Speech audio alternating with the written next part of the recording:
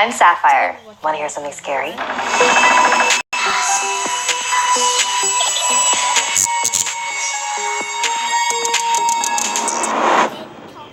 Elevator game. Don't look at her or speak to her. She isn't human.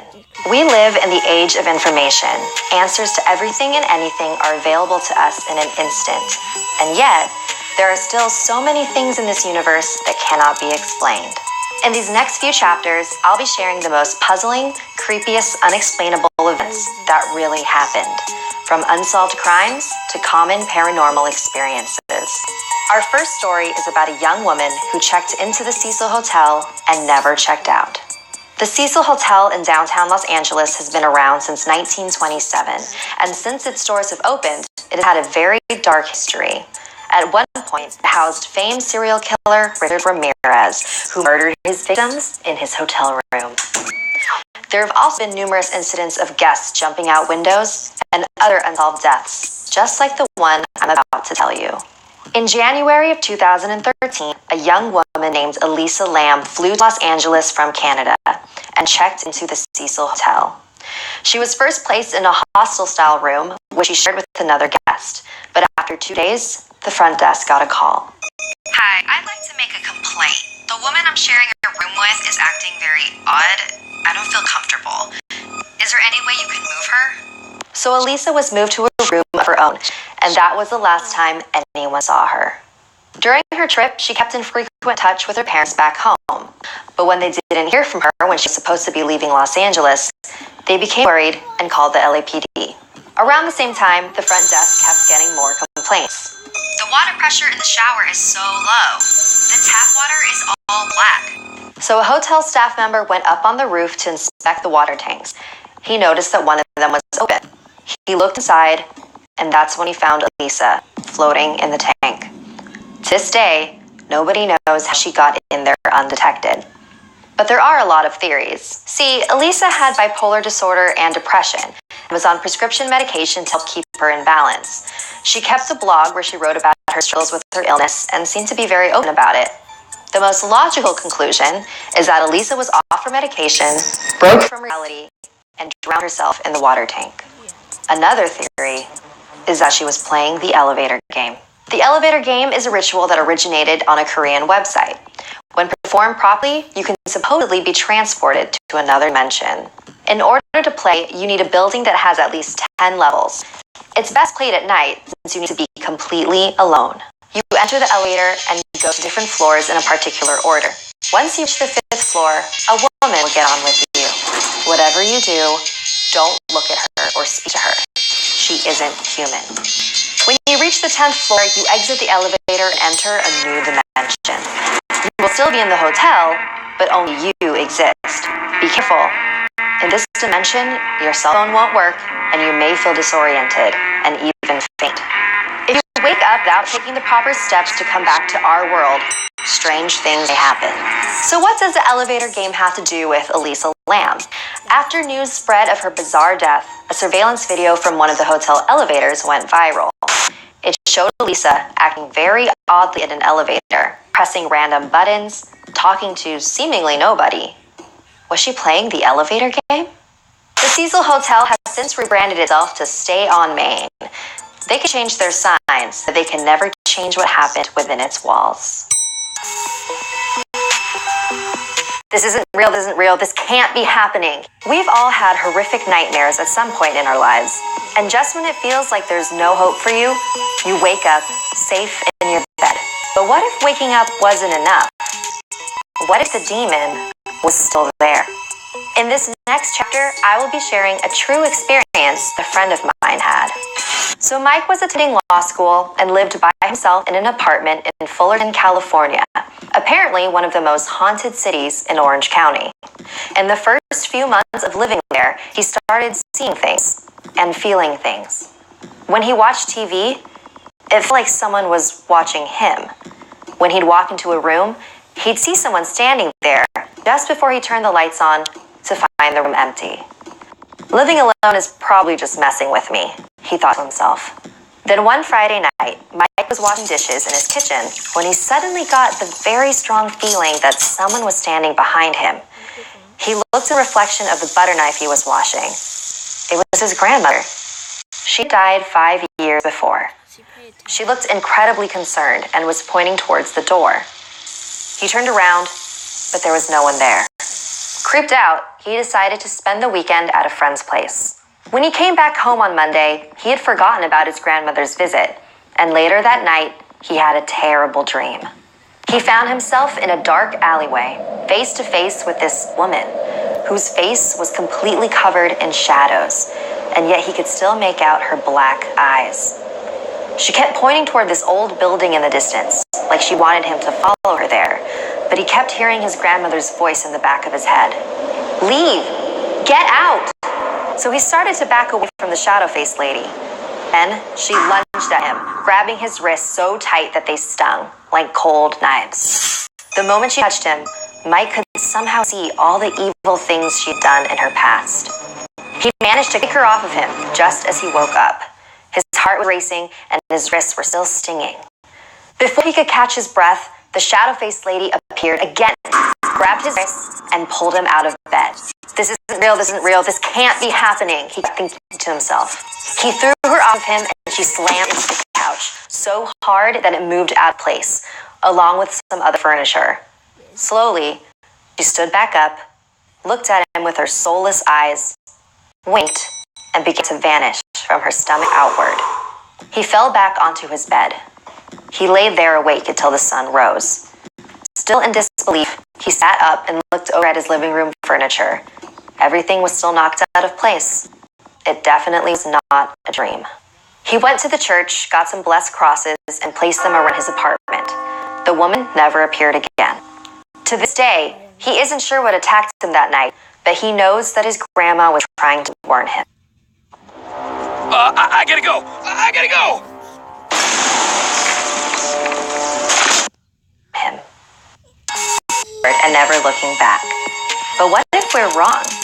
Just because science hasn't found a way to make time travel temporarily transported to another period of time. In this chapter, I'm going to share 2 real-life incidents of this bizarre occurrence. Bold Street in Liverpool, England has become notorious for time slips. One theory is that the city is built on sandstone, which creates a strong magnetic field and can affect the human mind. Whether that's the case or not, something strange happened in July of 1996. Frank, an off-duty officer, was shopping with his wife in Liverpool. Frank ran into an old friend, and so he stopped to say hi to him, while his wife continued without him and headed towards Dillon's, a large bookstore. After they had their chat, Frank said farewell and headed toward Dillon's on Bold Street. The store was right across the street from him when he noticed something was different. The sign now read, Crips. That can't be right, he thought to himself. He took a step closer and jumped back just as a box van raced past him. Frank was surprised by how old-fashioned it was. And that's when he noticed the people. Everyone was dressed as though it were the 1950s all over again. Did he walk into some sort of parade? Why is everyone dressed like this? He continued walking towards Dillon's, or at least where he thought Dillon's should be. When he got up to the store windows, he didn't see books like there should have been, but women's handbags and clothes. Frank began to feel confused. Did I go the wrong way? What is happening? Then he noticed a young woman wearing a lime green tank top. Amidst all the poodle skirts and suits, she looked extremely out of place, and that made him feel safer. She walked inside the store, and he decided to follow her. The moment he stepped inside the store, he was surrounded by books. It was a bookstore. He was so startled that he grabbed the young woman's arm. "Did you see that?" he asked. "Yeah, I thought this was a new women's clothes store. My mistake." And she left the store before he could ask her any questions. Frank's wife came over to him. "Are you okay?" Something really weird just happened. After doing some research, Frank learned that Crips was indeed a women's clothing store that existed in that exact location in the 1950s. He had no previous knowledge of that store, so if he was imagining things, that's a pretty big coincidence. There are countless stories of people having similar experiences, and I'll admit, I wasn't a believer until my friend told me what her grandmother and aunt experienced. They were on their way to Myrtle Beach when they stopped by a gas station. It was very authentically retro, though they did find it a little peculiar that everyone around them was dressed in an older fashion. While they were filling up their tank, the other customers struck up friendly conversation with them. They left the station, and when they got to the beach, they told their friends about the adorable gas station they stopped at. So on the drive back, they were just about to point out when they realized it wasn't there. Instead, it was just an old gas station that probably hadn't been operating for years. How could they have both imagined the same thing? How did they fill their gas?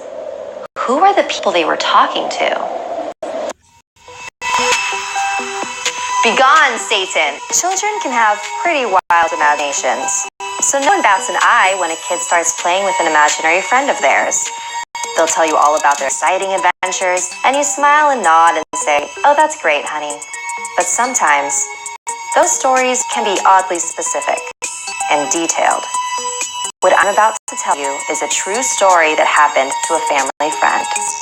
Decades ago, a baby was born in a small village in the Philippines, 2 months earlier than she was expected. Because she was so small, they nicknamed her Baby. Baby and her older cousin were very close, practically sisters. When Baby was about 4 years old, she would go off on her own a lot. "Where were you?" her cousin would ask her. She was about 7 at the time. "Playing with Sven," she'd reply. "Who's Sven?" "My friend." Her cousin assumed it was an imaginary friend because they lived in a very small village up in the mountains, and she was pretty sure there were no children named Sven nearby. But she did find it a very odd name choice. "So, what did you and Sven do?"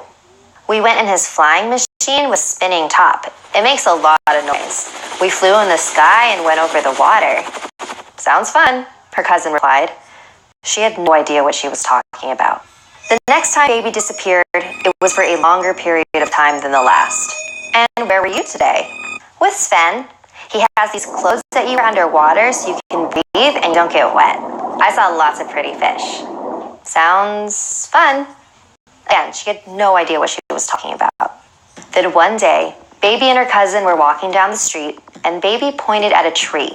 "That's Sven's house. He took me to visit his mom and dad. They have a really nice house, and they have this snake, and he can paint really pretty designs with his tongue on these plates."